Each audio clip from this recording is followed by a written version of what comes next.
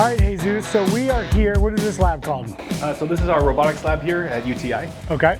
And what do we do in this lab? We do a variety of things, man. So we have some 3D printers right in front of us right now. So what we do in our courses is that we make 3D designs through Inventor. Wait a minute. Is this like coincidence or is this like a Not thing? Coincidence. So as you can see on our little TV there, I designed this 3D object in Inventor, and knowing that you were part of the Formula Drift circuit, I figured to give you a little trinket, little charm to take with you. That's sick. Yeah, so I'll design it in Inventor, and then we export the file, and we print it here on our little printers. As you can see, we have another design here of the Mustang logo. Hot off the press. That one's fresh off the press. Yeah. Here, let me get that for you real quick. Oh, there's a technique. See, I didn't go to UTI to learn how to do that. Oh, sick. Little pony logo. Yes, sir. Yes, sir. That's right. I'm going to put this on one of the cars this weekend. Maybe it's our little good luck charm. Keep an eye out for it then. Very cool.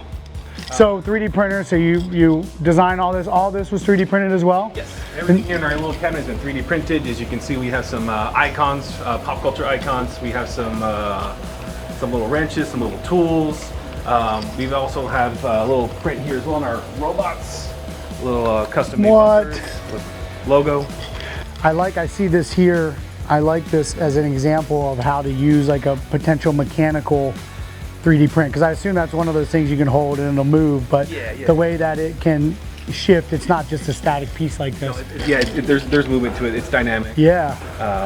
Yeah, it's just a bunch of and that's actually a print in place, so you can actually print that as is and then take it off and just like that move it around. Really? No assembly required. So they'll learn the programming, The design. CAD process, design, and then obviously the printer does its own thing once you send it to it, but they're creating these. They are creating, yeah, they have several projects that they create themselves for the course.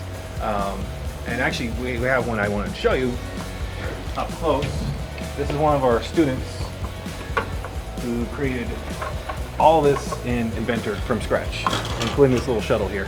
Wow. So he looked up some references online and just made everything from scratch.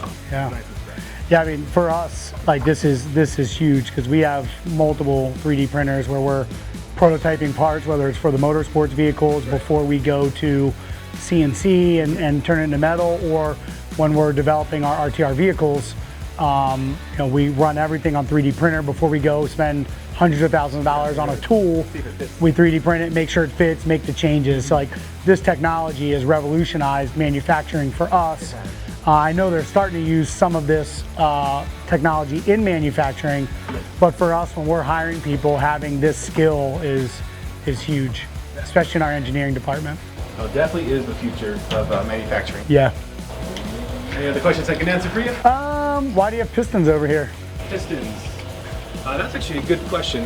Those are primarily for display, just to kind of understand, I guess to physically see like a physical object that you can potentially design and print. Got it. So this could be like a new piston design.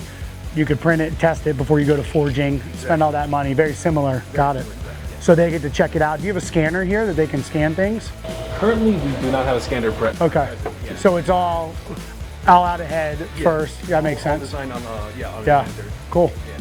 Very cool. Sweet. No, you covered everything. Okay, cool. Thanks, Jesus.